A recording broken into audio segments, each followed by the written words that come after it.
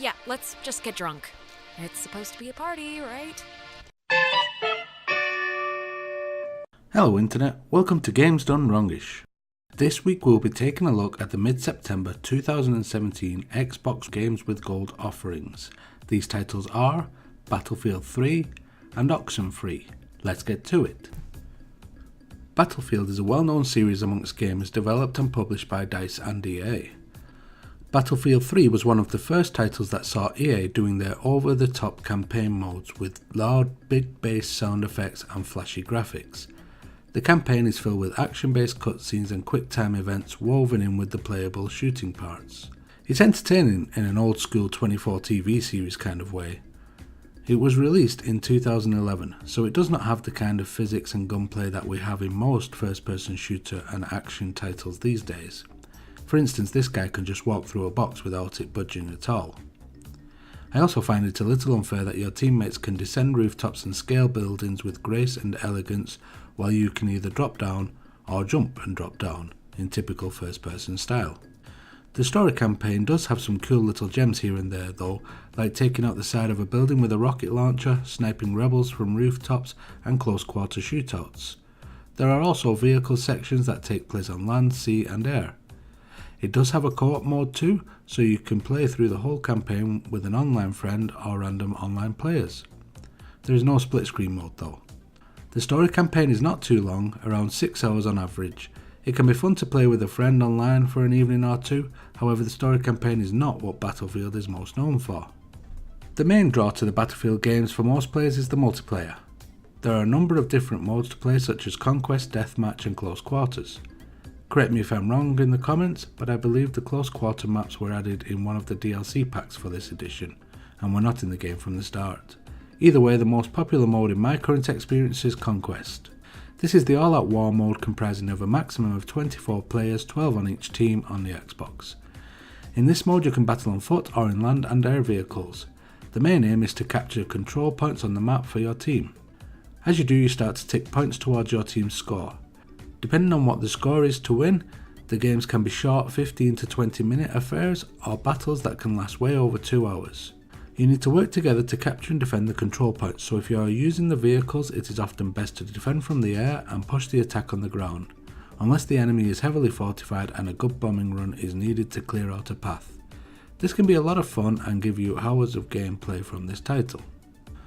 With this said, when I installed the game there was a number of hurdles I had to jump through to actually be able to get into a multiplayer match. Firstly, I was prompted to add an online pass. These were all the rage back in 2011, but thankfully are no longer a common way to protect games from piracy. However, as this game did initially require one, to unlock it now you will need to back out of the game and go to the store to download the online pass. When you find the right one, it will be free. There are multiple options in the store, but only the free option works these days. After that you need to download the multiplayer update, which is around another 2 GB worth of download. Once that is done you can get into multiplayer and join a match. I was able to download this prior to the Games with Gold release via EA Access.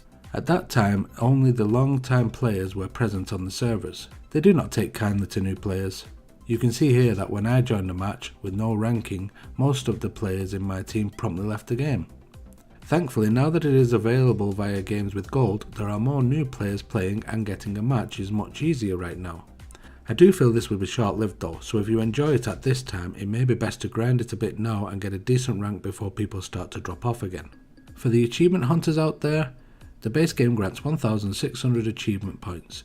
If you own the Season Pass or all DLC, then you can earn up to 3,062 achievement points. The estimated time to gather all the achievements is around 40 to 50 hours. Overall, I find it hard to recommend this title to anyone. While the campaign can be fun for a short while, the hoops you need to jump through to get online and the fact that the online community may not be that great after a while means that there is not a lot to recommend. If you have never played a Battlefield game and want to see what all the fuss is about, then it may be worth a download to take a look. However, the latest editions look and feel much better to play in my opinion, so you may be better off just jumping into one of those. Even if you are still on the Xbox 360, Battlefield 4 was released on that system too. Oxenfree is an interactive story type of game. It reminds me of the old Sam & Max Day of the Tentacle and Monkey Island games, as it is set on a 2D background. However, this game does not really require you to solve as many puzzles as those games. It's also got elements of a Stephen King type novel as its main story. In this game you play as Alex, a teenager that has decided to spend an evening on a remote island with a few friends and her stepbrother Jonas. The plan is to get drunk and hang out on the beach all night long, while also visiting the caves with a radio. There is an urban myth that tuning a radio into certain frequencies inside the cave will allow you to hear strange paranormal sounds. The myth turns out to be correct, and doing this sets off the events for the evening.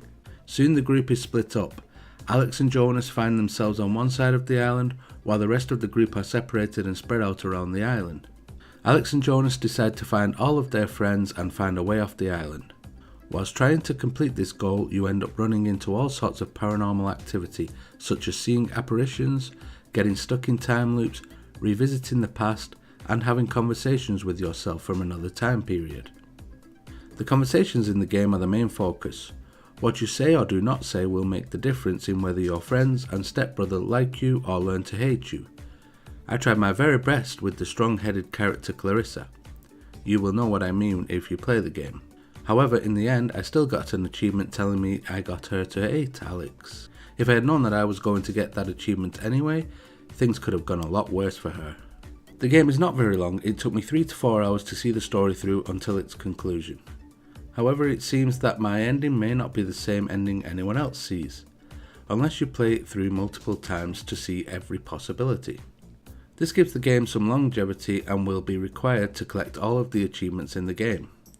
You are also given a side quest type activity at around the halfway mark that will require you to traverse back to all the previous locations looking for hidden radio signals to give more background to the story and the weird goings on. There are also letters from the late Maggie Adler. She once owned the entire island. These letters are scattered around the island for you to collect. Oxenfree has 13 achievements in total to collect for 1000 points. The estimated time to collect them all is around 10 to 12 hours due to the multiple playthroughs you will need to do. Overall, this was a fun little game. There is not a lot of gameplay to it, mainly just interacting with objects and choosing conversation options. The story and voice acting, however, are pretty decent, and despite a few longer than necessary loading screens and a slow walking pace, the game flows and moves on at a good pace. The download is only 2GB, so it's worth the download for the story alone in my opinion.